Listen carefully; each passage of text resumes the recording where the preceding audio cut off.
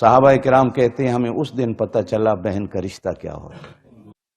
اس دن پتہ چلا بہن کا رشتہ کیا ہوتا ہے کہ نبی کریم نے اپنی بہن کے کہنے پر 3000 قیدی عورتوں کو رہا کر دیا۔ ہم جہاں ماں کے رشتے سے واقف نہیں، باپ کے رشتے سے واقف نہیں، وہاں ہم اپنی بہن کے رشتے سے بھی واقف۔ حضرت فاطمہ بنت اسد حضرت علی کی اماں ہیں، حضور کی چاچی ہیں، ابو طالب کی گھر والی ہیں۔ یہ بھی مدینے میں فوت ہوئی، جنت البقیع میں قبر ہے۔ آج بھی جنت البقیع کے مین دروازے سے اندر داخل ہوں تو دائیں طرف پہلی قبر ان کی، یہ چاچی تھی حضور کی۔ علماء محدثین نے لکھا ہے کہ جب حضرت فاطمہ بنت اسد کا انتقال ہوا، قبر کھودی گئی تو حضور صلی اللہ علیہ وسلم اس کی قبر کے اندر خود لیٹ گئے۔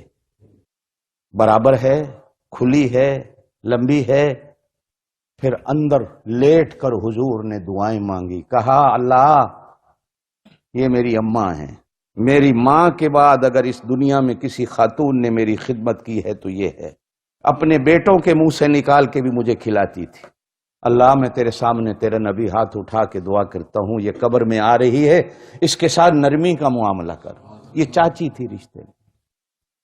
حضرت حمزہ حضور کے چاچا تھے، حضرت عباس حضور کے چاچا تھے۔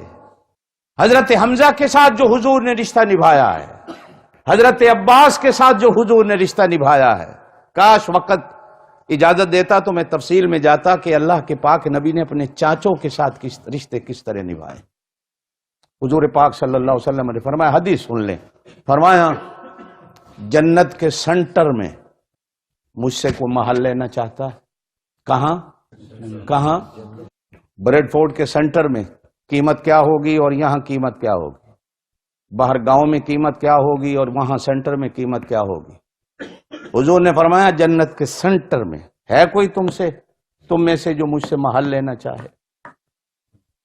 صحابہ نے عرض کیا اللہ کے رسول کون ہے جو جنت کے سنٹر میں محل نہ لینا چاہے؟ فرمایا رشتہ داریوں کو تم نبھا دو، قیامت والے دن مجھ سے جنت کے سنٹر میں سونے کا محل لے لیں۔ فرمایا تم میں سے کوئی ہے جو آپ لوگ تو تویز مانگتے ہو رزق کی برکت آ جائے، حضور نے فرمایا کوئی ہے تم میں سے جو اپنے رزق میں برکت چاہتا ہے؟ عرض کیا گیا اللہ کے رسول کون ہے جو اپنے رزق میں برکت نہیں چاہتا؟